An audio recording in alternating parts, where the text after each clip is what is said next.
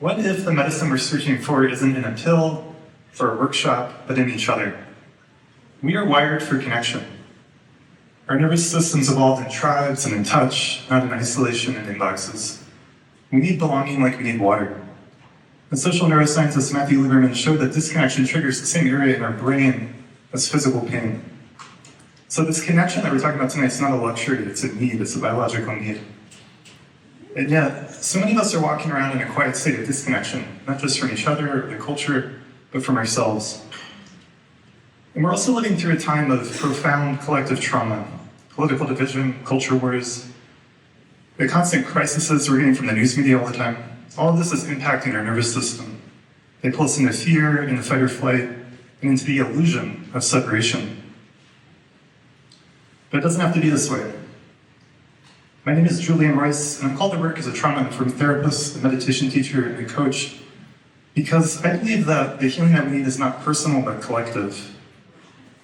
That's why I've created spaces to bring us back into connection, into the body, into the heart, and into community. I built a home in Boulder that was centered on community.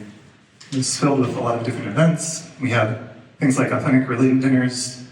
We created transformational gatherings using things like cacao, breathwork, movement, workshops, all in alcohol-free containers that created a sense of safety, depth, and play.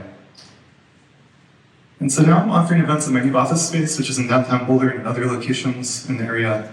And they're meant to be not just events, but rituals of reconnection, where ancient wisdom can meet the modern science of our nervous system, and where co-regulation can show us the way home.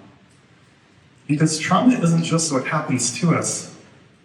Trauma is what happens inside us when we're left alone in our experiences. Healing happens in relationship, through co-regulation, through spaces where our body can finally say, it's safe to be here. So again, this is about more than personal growth, it's about our collective evolution. And I'm working through my podcast, The State of Mind, and through upcoming events.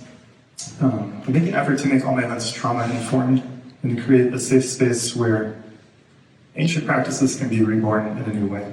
So if you're longing for real connection, you're in the right place, and I'm excited to be part of Actualize in this community, where we're really creating a kind of collectivized, collected center of gravity, that we can feel people drawn in, and we'll start to see some of the same people in these different events, and it creates a real collective consciousness.